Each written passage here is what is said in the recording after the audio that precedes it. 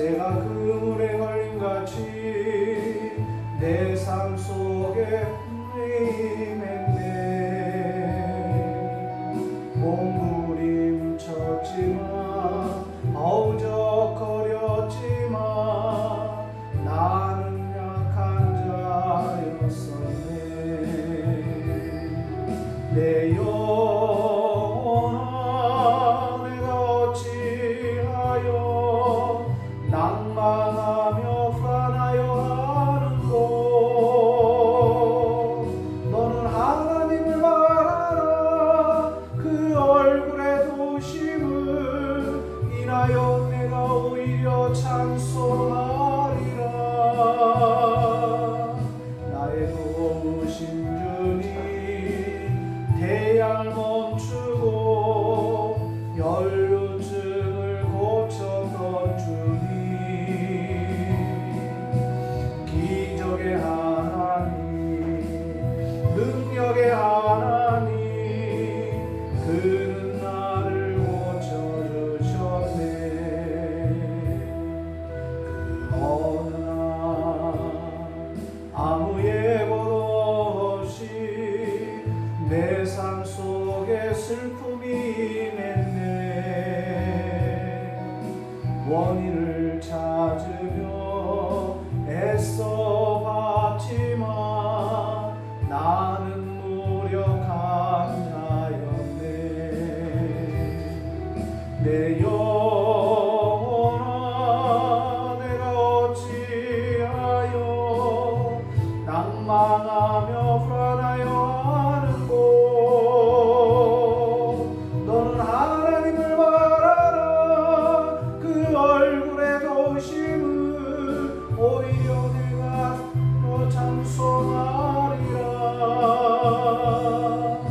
나의 좋으신 주님 죽은 자를 살리며 모든 병을 고치신 주님, 기적의 하나님, 능력의 하나님, 그는 나를 고쳐주셨네. 내 영혼아 내가 어찌하여 낭만하며 불안하여 하는고. 너는 하나님을 바라라. 그 얼굴의 도우심을 인하여 내가 오히려 찬송하리라. 나의 좋으신 주님 죽은 자를 살리며 모든 병을 고치셨 주님,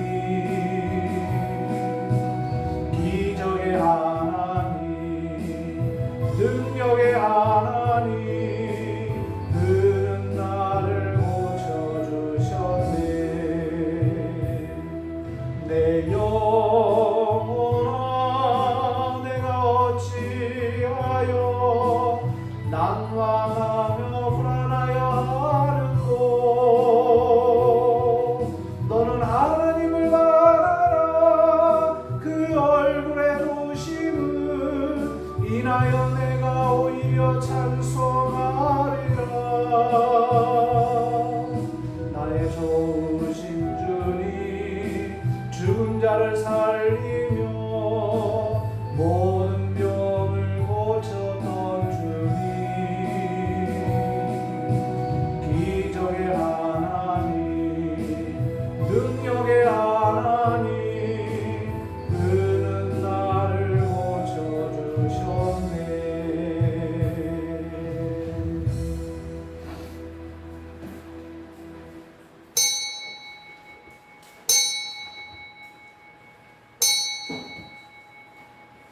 이 시간 우리 합심해서 기도하는 시간을 갖겠습니다. 하나님, 오늘 우리 예배를 받아달라고, 하나님이 받으실 만한 거룩한 예배 되게 하고, 우리 주를 보면서 우리 믿음을 가지고 하나님 앞에 참회 기도 합심해서 드리겠습니다.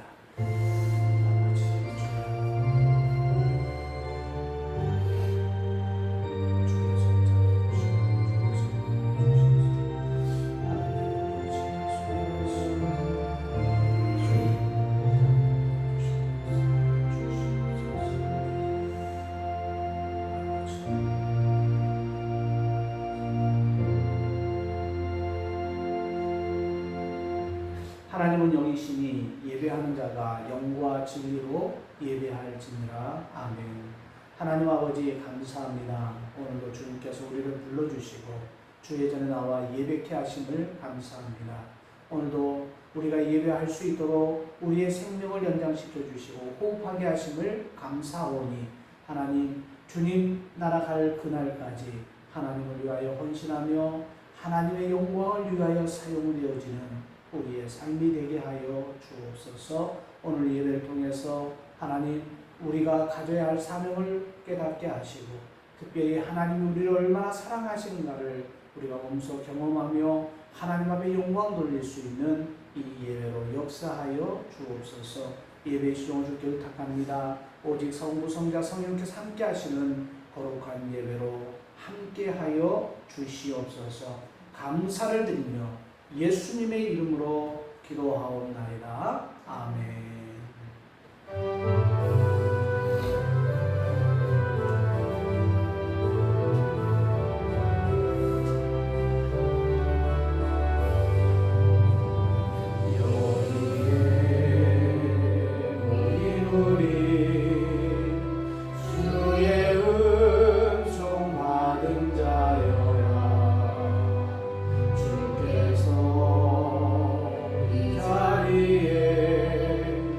함께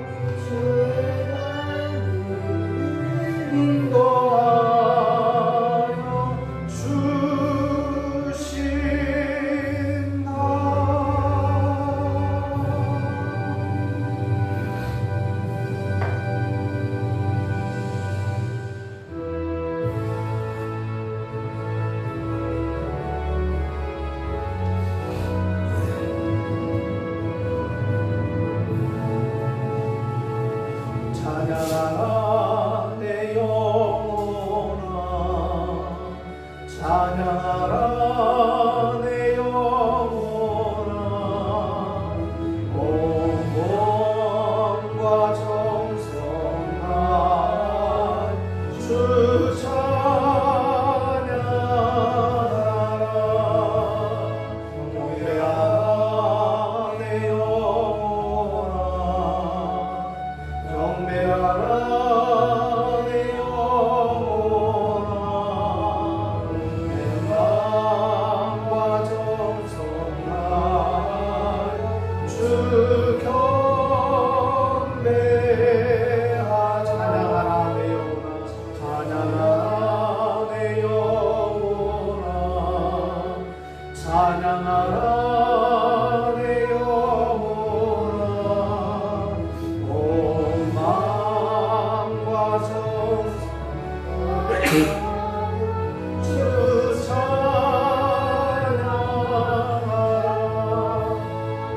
경배하라 내 영혼아 경배하라 내 영혼아 마음과 정성 다하여 주 경배하라 나는 전능하신 아버지 하나님 전리의 창조를 믿습니다. 나는 그의 유일하신 아들 우리 주 예수 그리스도를 믿습니다.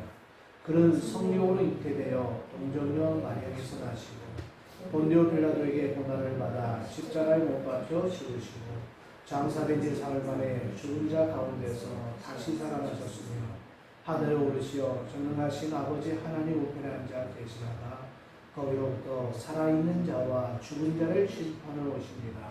나는 성령을 믿으며 거룩한 공교회와 성도의 교제와 죄를 용서받는 것과 몸의 부활과 영생을 믿습니다. 아멘.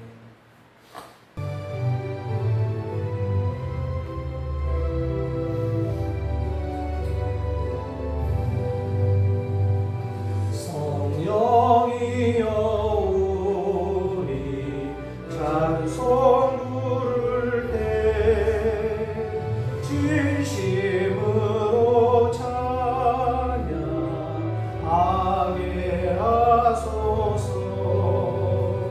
성령이여 우리 기도드릴 때 우리 곁에 계셔 일러주소서. 성령이여 우리 성령 읽을 때 그 속에서 빛을 보게 하소서. 성령이여 우리 전도할 때에 지혜로운 말씀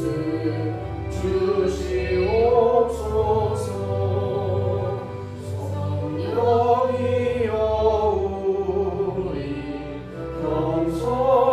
겸손해져서 우리 주와 같이 되게 하소서. 아멘.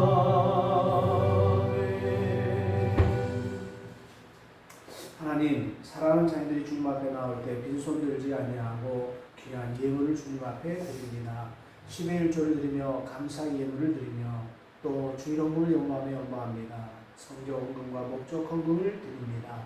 하나님, 모든 드린 손길을 기억하여 주시고 어려움을 겪지 않도록 또 필요한 곳에 써야 할 곳에 하나님의 방법으로 채우셔서 저희 예수 그리스도 안에서 형통과 부유함을 누릴 수 있도록 은혜 도하여 주시옵소서. 감사하며 축복하오며 예수님의 이름으로 축복하며 기도하옵나이다. 아멘.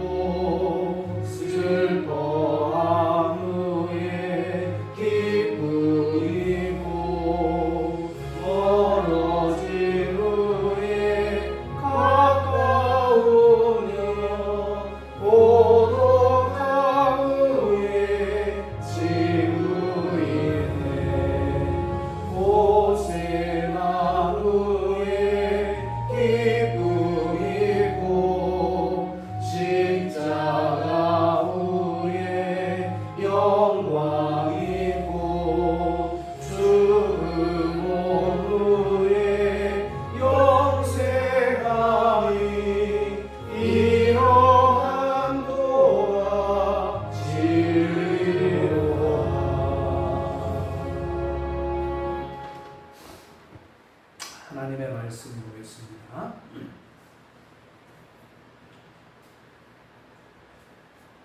사도행전 25장입니다.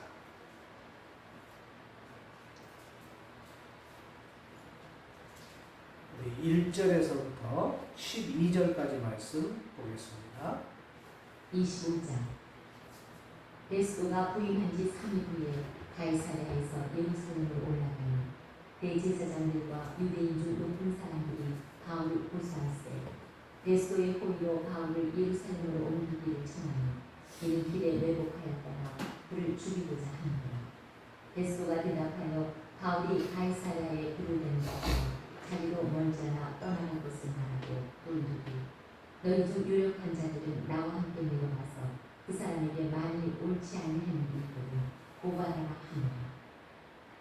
베스도가 그들 가운데서 8일 혹은 10일을 지낸 후 가이사랴로 내려가서 이튿날 재판장이라 하고 바울을 데려오라 명하니 그가 나오매 예루살렘에서 내려온 유대인들이 둘러서서 여러 가지 중대한 사건으로 고발하되 능히 증거를 내지 못한지라.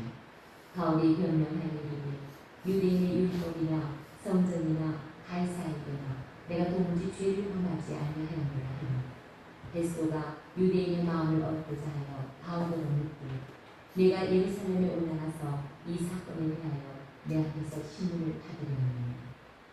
바울이 이르되 내가 가이사의 재판자의 앞에 섰으니 마땅히 거기서 신문을 받을 것이다. 당신도 잘 아시는 바와 같이 내가 유대인들에게 불의를 행하는 일이 없나이다. 만일 내가 불의를 행하여 무슨 죽을 죄를 지었으면 죽기를 사양하지 아니할 것이냐. 만일 이 사람들이 나를 고발하는 것이 다 사실이라면 아무도 나를 그들에게 내줄 수 없나이다. 내가 가이사께 상소하노라 하니 베스도가 해석자들과 상의하고 이르되 내가 가이사에게 상소하였으면 가이사에게 갈 것이다 하니라. 네, 12절까지만 보겠습니다. 오늘 사도행전 강의 28번째 시간입니다. 고소해도 되는가라는 제목으로 함께 말씀을 나누겠습니다.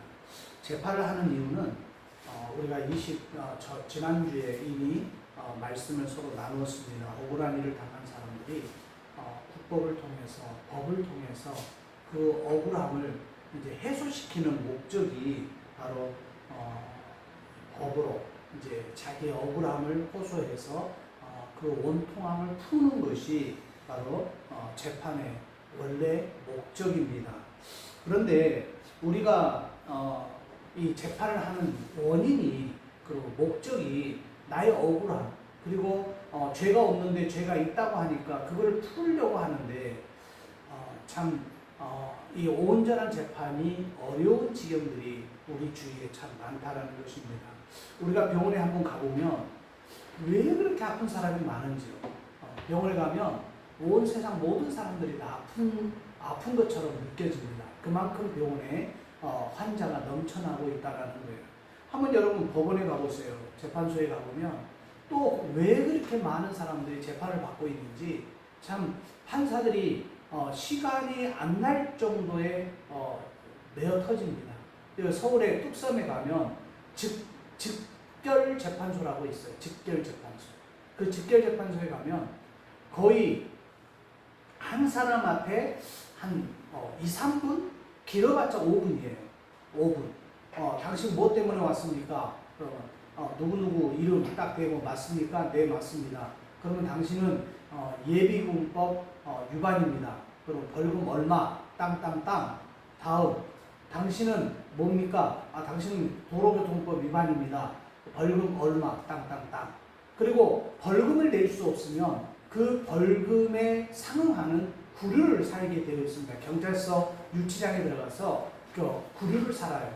그래서 어떤 사람들은 나 하루 먹고 하루 벌어서 하루 사는 사람이라 벌금 낼 돈이 없습니다. 그러면 재판장이 그러면 3일 동안 계산해서 3일 동안 구류를 사십시오. 그리고 땅땅땅 때립니다. 그러니까 그런데 가보면 왜 그렇게 죄를 지은 사람들이 많고 왜 그렇게 법을 어긴 사람들이 많은지 참 법석되고 있다라는 말이 맞을 정도의 그런 포항을 지금 누리고 있어요. 그런데 우리 그리스도인들이 불신 세계 속에서 살면서 그들과의 관계에서요, 발생하는 문제를 우리는 어떻게 해결할 것인가? 참 당면한 주제 중에 한 가지입니다. 그 중에서도 어려운 문제 가운데 하나가 재판 문제라는 거예요. 믿는 사람이 과연 오늘 이 제목과도 같이 우리 그리스도인들은 아무리 억울한 일을 당하여도 일체 송사하고 하는 것은 과연 그 송사를 해도 되는가? 아니면 송사는 가급적으로 하지 않는 것이 좋은가? 이거에 대한 어떤 지침이나 또 어떤 뚜렷한 말씀이 없기 때문에 많은 사람들이 여기에서 우왕좌왕하는 것을 볼 수가 있어요. 여러분, 그리스도인들은 아무리 억울한 일을 당해도 일체 송사라고 하는 것을 하면 우리가 믿음 측면에서 봤을 때에 좀 은혜롭지 않다, 또 덕스럽지 않다라는 결론에 도달하게 됩니다. 그러면 그리스도인들이 무조건 억울한 일이 있는데도 불구하고 법의 보호를 못 받고 무조건 참아야 되느냐? 또 그 문제에서는 또 다른 문제가 야기되고 있다는 거예요. 그래서 우리는 그리스도인들은 송사를 해도 하나님 앞에 죄가 안 될까? 아니면 송사를 하면 죄가 될까? 이런 두 가지 물음으로 우리가 지금 고민할 수밖에 없다라는 것입니다. 여기에 대해서 우리는 몇 가지 생각할 필요가 있다라는 거예요. 믿는 사람들은 가능하면요, 고소하기보다는 합의해서 해결하는 방법이 훨씬 더 은혜롭고 좋다라는 거예요. 만일 그것이 여의치 아니하면 그냥 교회 재판국에 의뢰하는 겁니다. 내가 누구누구와 어떤 문제가 있는데 이거를 우리가 해결할 수 없으니까 교회 재판국에서 좀 해결해 주십시오. 그러면 교회 재판국이 그 두 사람을 불러서 따로따로 이야기를 다 들어봅니다. 그리고 한쪽 이야기를 들어보는 것이 아니라 양쪽 이야기를 다 들어보고 합의점을 찾아주려고 노력합니다. 그런데 문제는 어느 한편이 교인이 아닐 때가 있어요. 교인과 또 교인이 아닌 사람과의 문제가 발생했을 때는 교회법으로 가져갈 수가 없어요. 왜냐하면 그 사람이 교회법을 인정을 안 하기 때문에 그렇다라는 겁니다. 자, 그때는 어떻게 해야 되냐는 거예요. 그리스도인들의 취할 태도가 만일 그 사람을 세상 법정에 세우면 그 사람이 예수 믿는 사람도 세상 법정에 나를 세우는구나. 그러면 가장 중요한 전도의 문이 막힐 수 있다라는 거예요. 그리고 하나님에 대한 바르지 못한 그런 인식들을 그들이 하게 될 수 있다라는 것입니다. 그러니까 우리가 이 법정에 세우는 거, 고소하는 문제 굉장히 지금 주의해서 해야 된다라는 거예요. 바울은요, 피고인으로서만 법정에 섰어요. 본문에 나와 있는 내용도 그렇고 바울이 법정에 섰다. 그러면 바울이 누군가를 고소해가지고 그거를 해결하기 위해서 법정에 쓴 일은 한 번도 없어요. 바울은 고소를 당해가지고 상대편에게 고소를 당해가지고 이제 법정에 선 겁니다.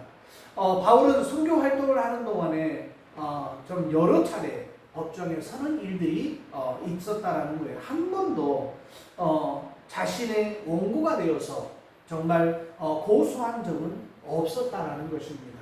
그는 한 번의 변변이 그냥 피고로만 누구로부터 고소를 당해가지고 피고로만 법정에 섰을 뿐이지 자기가 저 사람 너무너무 나를 괴롭힌다고 고소해서 법정에 세운 일은 없었다라는 것입니다. 한 번도 남을 고소하여서 재판관으로 끌고 가는 그런 일들은 이 바울에게는 없었다는 거예요. 부득이한 경우라면 우리 그리스도인들이 송사를 제기한다고 해도 하나님 앞에 죄가 되지는 않습니다. 그건 분명히 그래요.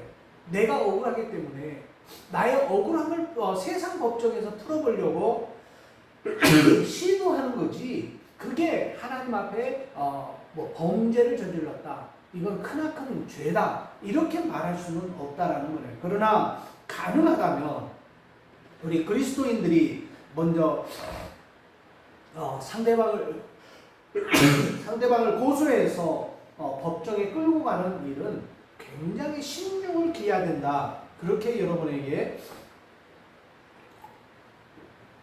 이야기를 합니다. 왜냐하면은 그 사람이 예수 믿는 사람이 아니었을 때에 문제가 복잡해질 수 있다라는 거예요.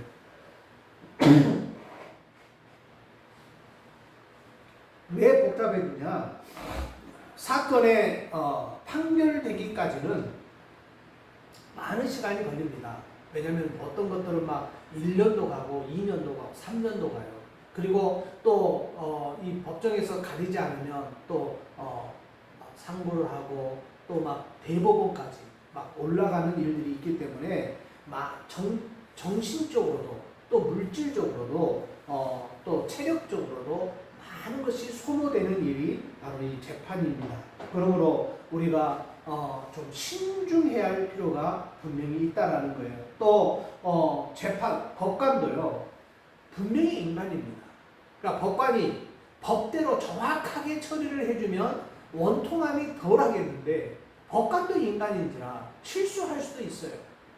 그리고 한쪽으로 치우칠 수도 있다라는 거예요. 오판할 수도 있고, 또한 외부 압력에 못 이겨서 그릇된 판결을 할 수도 있다라는 거예요. 또 물론 정당한 사유와 정당한 절차에 의한 것이라면 원고가 됐다고 해서 신앙적으로 죄가 될 것은 분명히 없어요. 그러나 재판에 이기든지 지든지 간에 피고와의 관계는 서먹서먹해질 수도 있고, 어떻게 보면 더 나가서는 평생 원수징한이 될 수도 있다라는 것입니다. 게다가 자기를 고소한 원고가 만약에 예수를 믿는 무슨 장로였다, 뭐 집사였다, 또 목사였다, 이렇게 생각해 보세요. 그러면 그 고소를 당한 사람이, 야, 예수 믿는 장로가 저래? 예수 믿는 목사가 저래? 이렇게 나올 수밖에 없는 거예요. 그래서 우리는 평생 그 사람을 정말 이 복음으로 인도할 수 있는 그 길이 막혀버릴 수도 있다라는 것입니다. 그리고 평생 그 사람과 적대 관계에 있을 수 있다라는 거예요. 그래서 그로 하여금 전도문이 막혀버리고 또 그가 구원받을 수 있는 그런 문이 닫혀버릴 수 있기 때문에 우리가 굉장히 주의해서 이 일을 돌아봐야 된다는 것입니다. 바울은 응분의 그 징벌을 회피하여서 무슨 자기가 누구를 고소한다거나 이런 일이 없다라는 거예요. 많은 사람들이 고소하는 이유가 뭔지 아세요? 그리고 법적으로 끌고 가는 이유가 뭔지 아세요?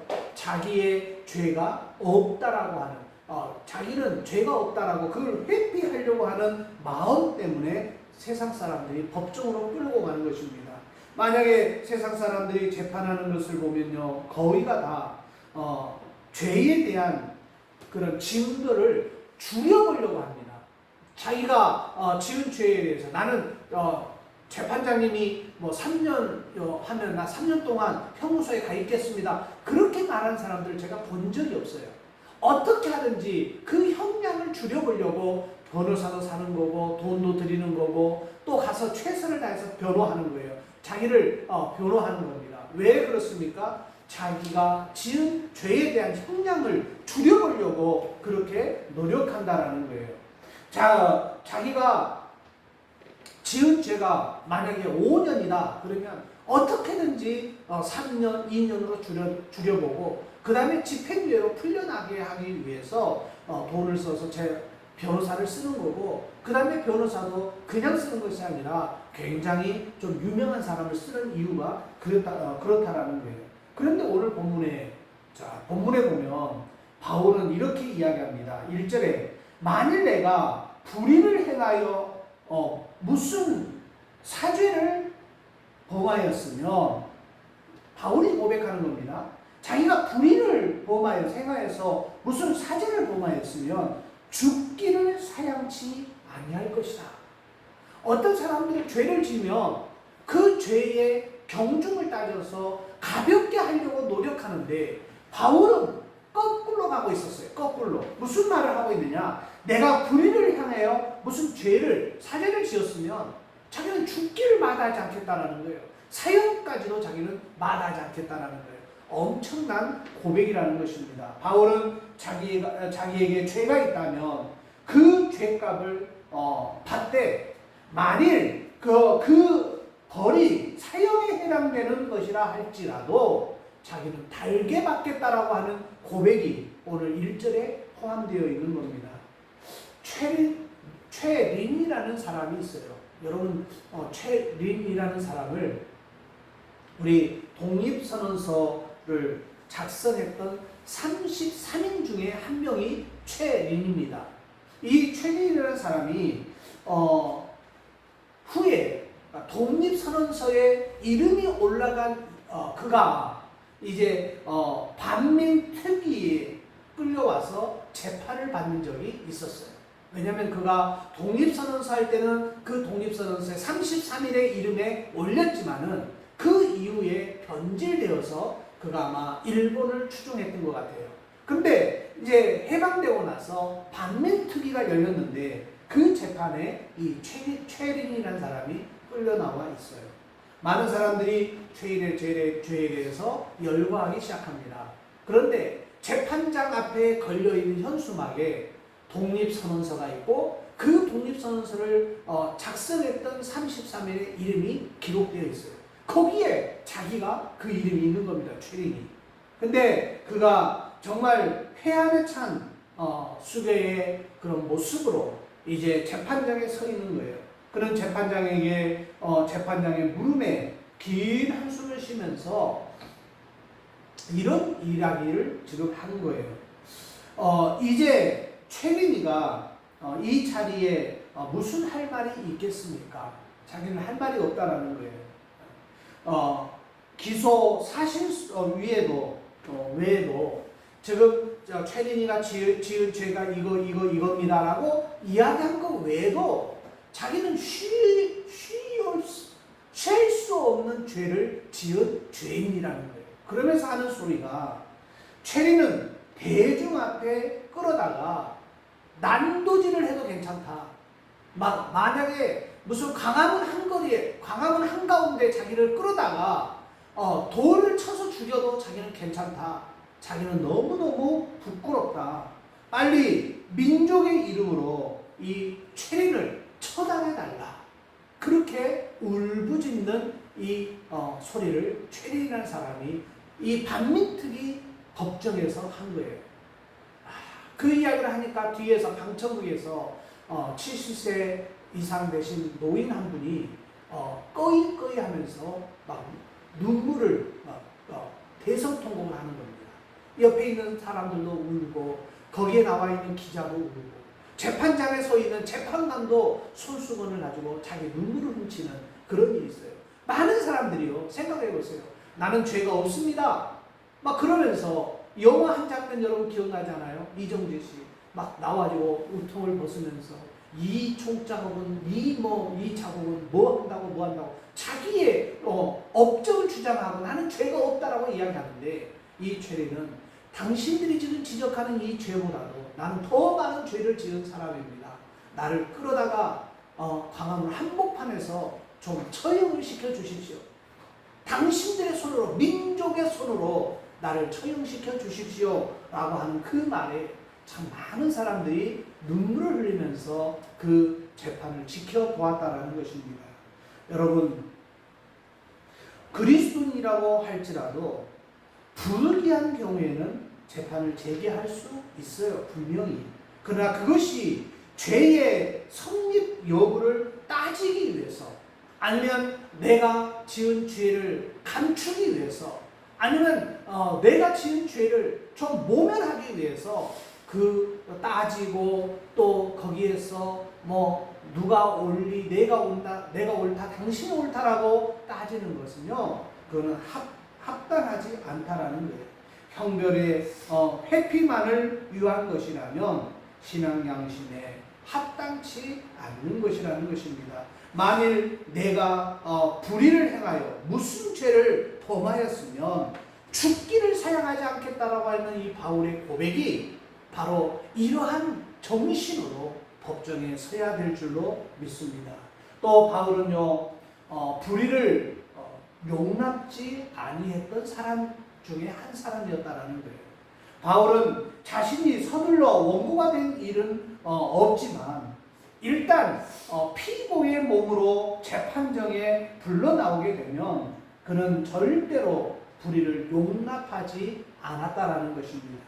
자, 그는 자기의 죄에 대한 형벌을 결코 무마시키려고 한 적도 없어요. 그리고 자기가 지은 죄를 그 많은 사람들 앞에서 없이 하려고 했던 것도 아니었어요. 그러나 무고한 사람에 대한 불의한 재판을 절대로 용납하지 않고 있었다라는 사실이에요. 한번 우리가 볼게요. 25장 11절을 볼게요. 다시 보면은 2절에 만일 내가 불의를 행하여 무슨 살해를 범하였으면 죽기를 사양치 아니할 것이니, 자, 그러면서 만일 이 사람들이 나를 송사하는 것이 다 사실이 아니면 누구든지 나를 그들에게 내어줄 수 있삼나이다. 저들이 송사하는, 저들이 지금 나의 죄가 이거라고 이야기하는 것이 사실이라면 내가 저 사람들에게 나를 내어줘도 상관이 없다라는 거예요. 문제가 없다라는 거예요. 그의 정의감은 지금 정말 불을 토하는, 그러면서 많은 사람들 앞에서 그가 죄가 없었음을 지금 이야기하고 있어요.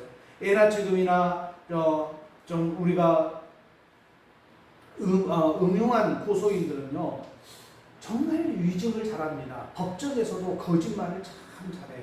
위증에 능란한 사람들이에요.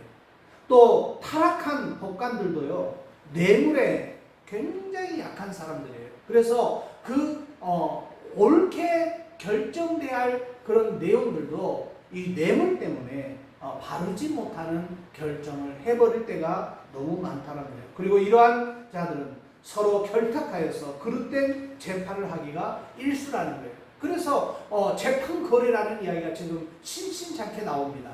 어떤 재판을 하는데 거래하는 거예요. 저 사람을 내가 얼마를 줄 테니까 저 사람 형량을 어떻게 하고 저 사람을 어떻게 좀 해달라. 거래가 되어진다는 거예요. 이런 정말 있을 수 없는, 민주국가에서 있을 수 없는 일들이 지금 우리 시대에 벌어지고 있는 것을 우리가 목도하고 있다는 것입니다. 바울을 고소한 유대인들은요, 위증에 능숙했어요. 재판장이 벨리스 역시 10번 찍어 안 넘어갈 나무 없다고, 이 사람도 위태위태한 사람이었어요. 왜냐하면 그 앞에 사람도 바울을 자주 불러낸 이유가 뭡니까? 자주 불러서 그에게 말을 들은 이유가 성경에 명확하게 나와 있어요. 뇌물을 받고자 하여. 그렇게 나와 있어요. 그리고 유대인들에게 계속해서 말을 시키고 그들의 말을 들어준 척하는 그런 태도는 뭡니까? 그들에게 돈을 받고자 하는 마음이 있었기 때문에 이런 일이 벌어진 거예요. 이 후임으로 온 벨릭스라는 이 총독도 충분히 그럴 수 있는 요 주의 인물이었다는 것입니다. 얼마나 정치적으로 능숙했는지 참 이루 헤아릴 수 없는 내용들이 많아요.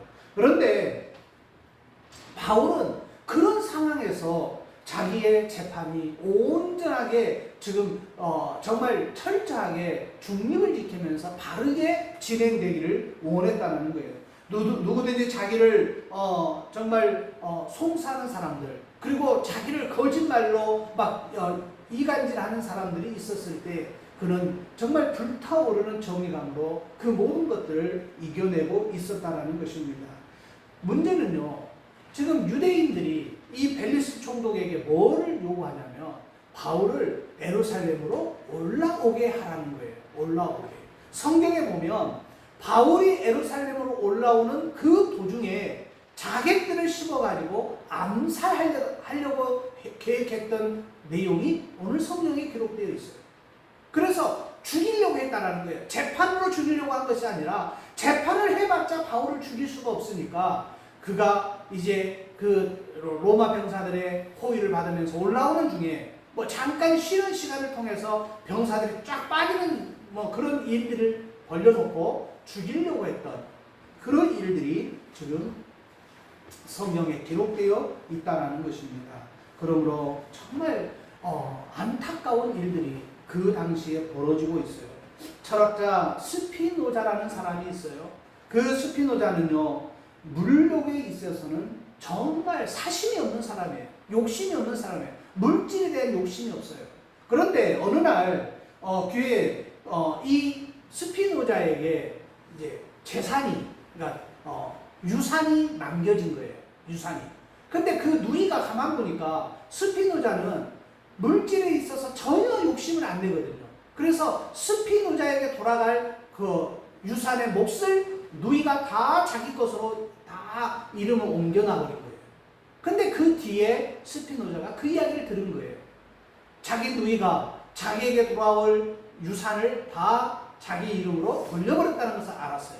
그랬을 때 스피노자가 어떻게 행동했는지 아십니까? 그가 법에 고소를 합니다. 이제 상대를 소송에 제기합니다. 소송으로 제기합니다. 그리고 그 누이를 법정에 세웁니다. 법정에 세워서 CCBB가 가리는 거예요. 스피노자에게 돌아갈 모든 유산이 누이에게 돌아갔다는 것을 판결을 합니다. 그래서 누이에게 원래 스피노자에게 돌아갈 모든 재산을 돌려주라는 판결이 나옵니다. 그래서 누이는 할 수 없이 재판장의 판결이니까 모든 재산을 자기 것만 남겨놓고 스피노자에게 돌아갈 재산을 다 돌려줍니다. 자, 이제 재판이 끝났어요. 스피노자의 행동이 어땠는지 아십니까? 자기가 돌려받은 재산을 다시 다 추수해서 자기 누이한테 갖다 주는 일이 있었어요. 그 누이한테 갖다 주면서 이 재산은 누이 겁니다. 그러면 왜 그렇게 돌려줄 것 같으면 왜 송사를 하고 왜 고소를 했을까요?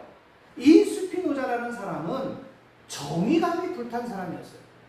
불법적으로 자기가 주지 않았는데, 자기가 건네주지 않았는데 누이 마음대로 자기에게 돌아갈 모든 몫을 다 누이 이름으로 해버렸기 때문에 정의감에 불탄 나머지 그가 법원에 도움을 구해서 자기 것으로 만들고 난 다음에 그리고 그 재산을 다시 누이에게 돌려주는 그런 일을 범했다라는 거예요. 양심도 정의감도 없이 송사만을 능사하는 것은 그리스도인들의 자세가 아닙니다. 이 스피노자가 했던 행동 굉장히 우리가 생각해 볼 필요가 있다는 거예요. 그리스도인들이 송사를 하려면요, 정말 양심의 명령을 준수하고 사회 정의를 확립하기 위한 것이야 이게 가능한 거예요. 그래야 누가 봐도 이해하는 겁니다. 그리고 더욱 중요한 것은 하나님의 영광을 욕되게 하면 정말 안 된다는 거예요. 하나님의 영광을 욕되게 하면 전도의 길이 막혀버릴 수 있다는 거예요. 어떤 희생이라도 감수해야 하는 거예요. 그런 일이 벌어지지 않도록 감수해야 된다는 것입니다. 그러는 후에 하나님께서 그 사람이 정말 내가 희생하면서 내가 손해를 봐가면서까지도 하지 않았던 그 일에 대해서 하나님은 책임지시고 갚아 주실 것으로 확신합니다. 바울은 한 번도 자신이 원고가 된 일이 없었어요. 다시 말하면 그는 어떤 이유로든지 남을 고소한 일이 없었다는 것입니다. 유대인들이 바울의 전도를 막기 위해서 무죄한 바울을, 죄가 없는 바울을 지금 죽이려고 모함하고 고소했을 뿐이에요. 바울은 재판 만능주의자가 결코 아니었다라는 것입니다. 그러므로 성도들도 웬만한 일은 참고 견디면서 합의하는 그러한 마음 정신이 우리에게 중요하다는 거예요. 그리고 바울은요, 증거의 회피나 감면을 호소하려고 법정에 쓴 것이 절대 아니라는 거예요.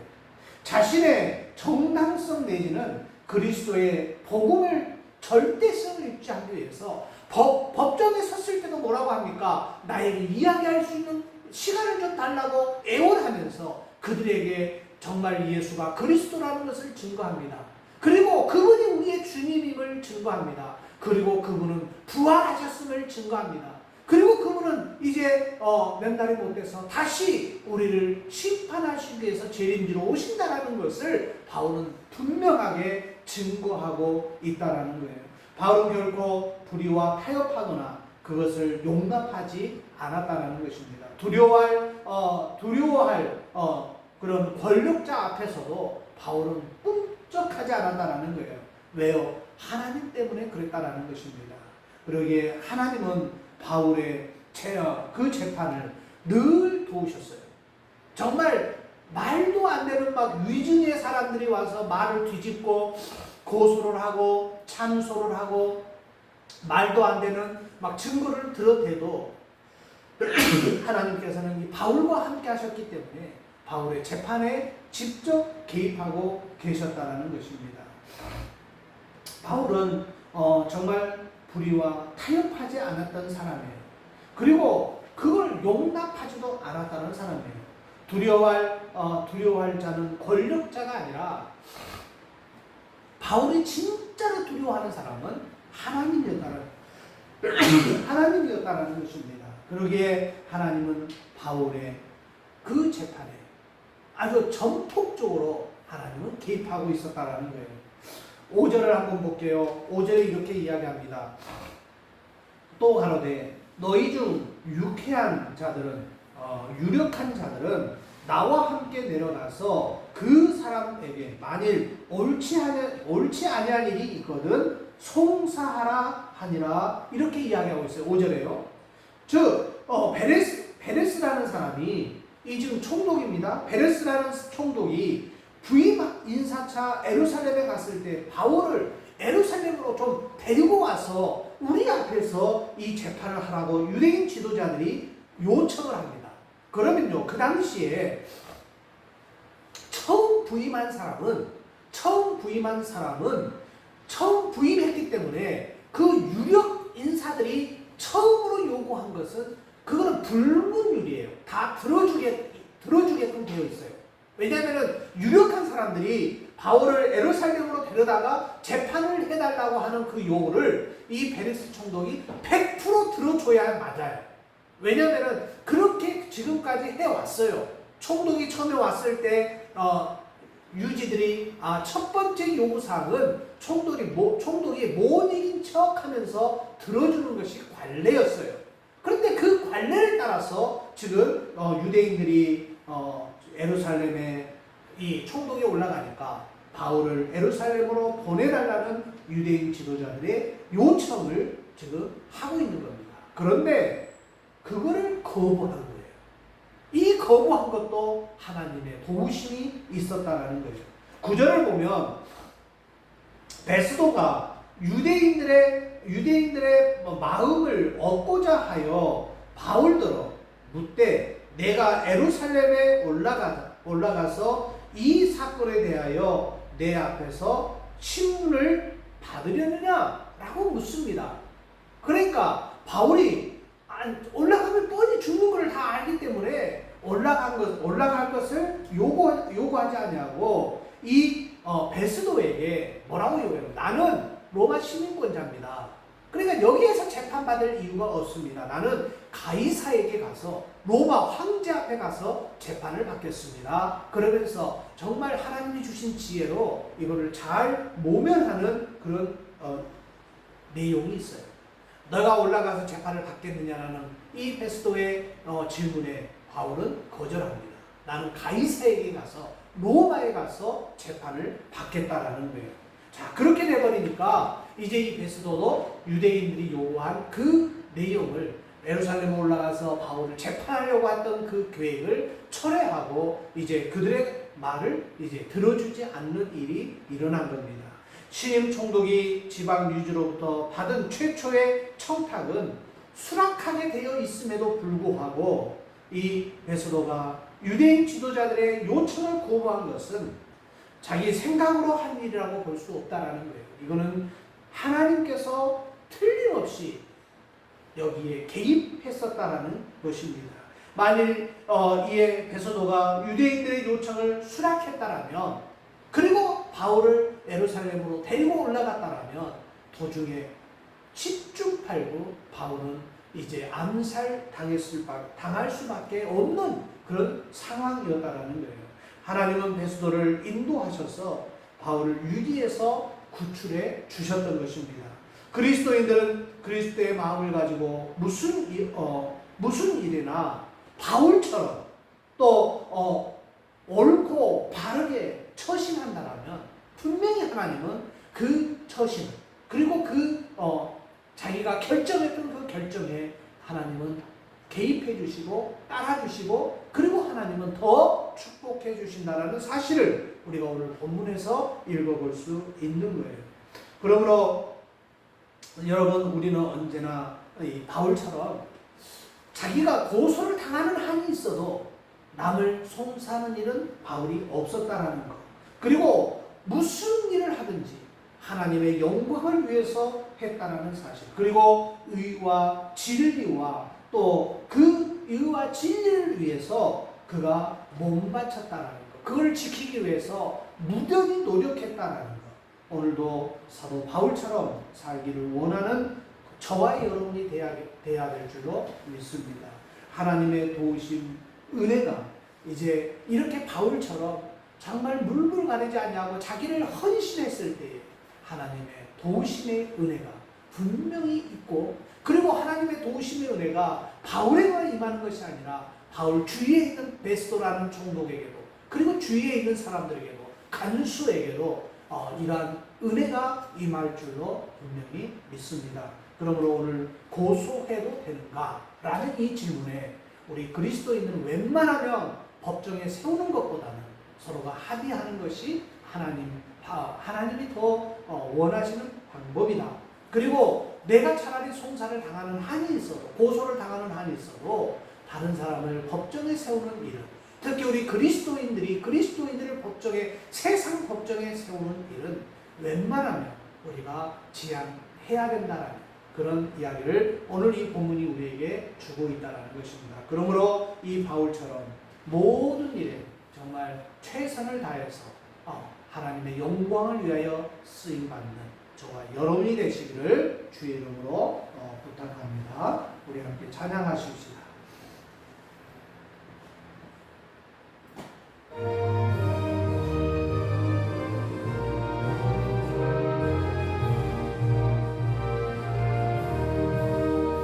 옳은 길 따르라 의의 길, 세계 만민의 참된 길, 이 길 따라서 살기를 온 세계에 전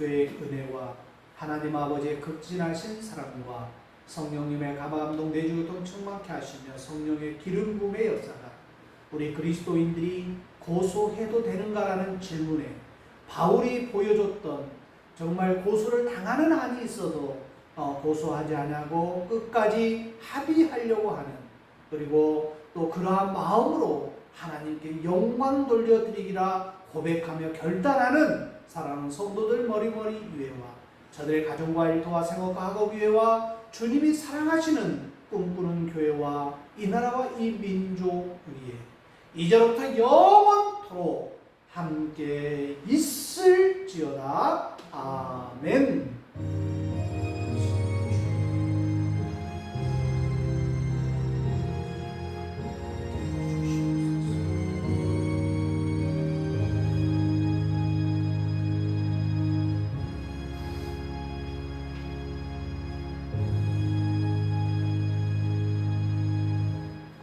예배를 마치겠습니다.